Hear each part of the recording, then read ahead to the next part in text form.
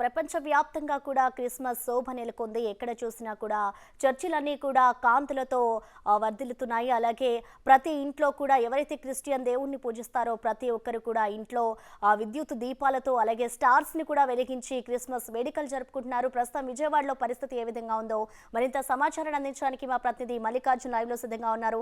మల్లికార్జున్, చెప్పండి, విజయవాడలో Christmas celebrations ఏ విధంగా ఉన్నాయి? మల్లికార్జున్, ప్రసన్న, ఇక్కడ క్రిస్మస్ శోభ కనిపిస్తుందని చెప్పుకోవచ్చు. మనం ఏదైతే విజయవాడలో ఉన్న లబ్బిపేటలో ఉన్న ఆర్సీఎం చర్చి వద్ద ఉన్నామో ఇక్కడ చర్చి అంతను కూడా విద్యుత్ కాంతులతో కూడా అలంకరించారు. అంతేకాకుండా ప్రత్యేకంగా కూడా కొన్ని దుస్తులతో ఏర్పాటు చేసి కూడా అందంగా డెకరేషన్ చేశారు. ఇది సంబంధించి ఈ పీఠం మీద నుంచి భక్తులు ఎవరైతే ఉంటారో హాజరైన భక్తులకు పాస్టర్లు అందరూ కూడా సందేశం ఇస్తూ ఉంటారు. దీని పక్కన ప్రత్యేకంగా చెప్పుకోవచ్చు, రేపు యేసు ప్రభు పుట్టిన రోజు కాబట్టి ఆయనకు సింబాలిక్గా బాలయేసుని మూర్తిని ఇక్కడ ఉయ్యాల్లో కూడా డెకరేషన్ చేశారు. దీనికి పూర్తిగా డిఫరెంట్ కలర్స్తో కూడా ఒక నీట్గా తయారు చేశారు. అలాగే పూల మధ్యలో ఉన్న యేసు ప్రభుని బొమ్మని, ఒక చిన్న బొమ్మను కూడా ఏర్పాటు చేశారు. దీని చుట్టూ విద్యుత్ లైన్తో అందంగా డెకరేషన్ చేశారు. వీటితో పాటు మొత్తం ఇక్కడ ఏదైతే యేసు ప్రభు మాత ఎవరైతే ఉంటారో మేరీ మాత విగ్రహాన్ని కూడా ఏర్పాటు చేయటం, ఆమెకి విగ్రహాన్ని చుట్టూ కూడా పూలను కూడా డెకరేషన్ చేయడం జరిగింది. అలాగే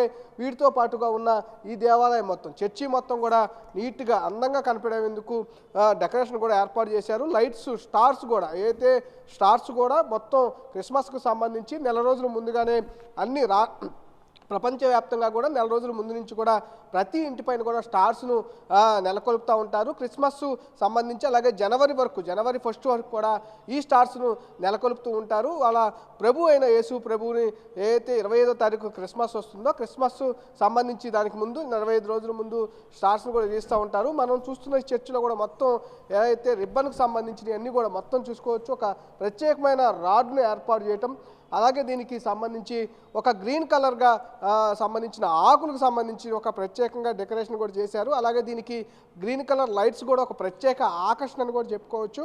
దీంతో పాటుగా ఈ మధ్యలో ఒక గంటను కూడా ఏర్పాటు చేశారు. ప్రతి చర్చిలో కూడా, ప్రతి దేవాలయం, ప్రతి చర్చిలో కూడా ప్రత్యేకించి చర్చిలో ఒక గంట కూడా ఉంటుంది. దానికి సంబంధించిన ఒక గంటను కూడా ఇక్కడ అద్భుతంగా ఏర్పాటు చేశారని కూడా చెప్పుకోవచ్చు. దీనికి సంబంధించి బయట పక్కన, ఈ చర్చికు బయట పక్కన క్రిస్మస్కు సంబంధించిన వేడుకలకు కూడా సంబంధించి చేయబోతా ఉన్నారు. ఆ క్రిస్మస్కు సంబంధించిన వేడుకల్లో కూడా ప్రత్యేకించి యేసు ప్రభు ఎక్కడైతే పుట్టారో అక్కడ పుట్టిన కాడ ఒక అయితే ఎలా ఉంటుంది, ఆ అట్మాస్ఫియర్ మొత్తం ఎలా ఉంటుందో దానికి సంబంధించిన పశువుల పాకను ప్రత్యేకంగా దీని బయట కూడా ఏర్పాటు చేశారు. మనం ప్రత్యేకించి ఆ విజువల్స్లో కూడా మనం ఇందాక చూసుకోవచ్చు. దానికి సంబంధించి ప్రత్యేక పశువుల పాకను ఏర్పాటు చేయటం, ఆ సమయంలో ఎవరైతే ఉన్నారో ఆ మదరు మేరీ మాత, అలాగే అక్కడున్న ఎవరైతే ఉన్నారో ఆ గొర్రెల కాపర్లకు సంబంధించిన వాళ్ళందరూ కూడా వాళ్ళకి కనపడే విధంగా అక్కడ ప్రత్యేకంగా అలంకరించారు. దాని పక్కన కూడా ఒక క్రిస్మస్ ట్రీని కూడా ఏర్పాటు చేయటం, దాన్ని కూడా విద్యుత్ కాంతులతో కూడా ఏర్పాటు చేయటం. మరికొన్ని గంటల్లో కూడా క్రిస్మస్ వేడుకలు రాబోతూ ఉంటే దానికంటే ముందే సంబంధించి క్రిస్మస్ వేడుకలు కూడా ప్రారంభం కాబోతూ ఉన్నాయి. సాయంత్రం రాత్రి 9 గంటల నుంచి కూడా భక్తులందరూ రాబోతూ ఉన్నారు. అక్కడి నుంచి పాస్టర్లకు సంబంధించి ఎవరైతే సందేశాన్ని కూడా భక్తులకు ఇచ్చే అవకాశం అయితే కనిపిస్తూ ఉంది.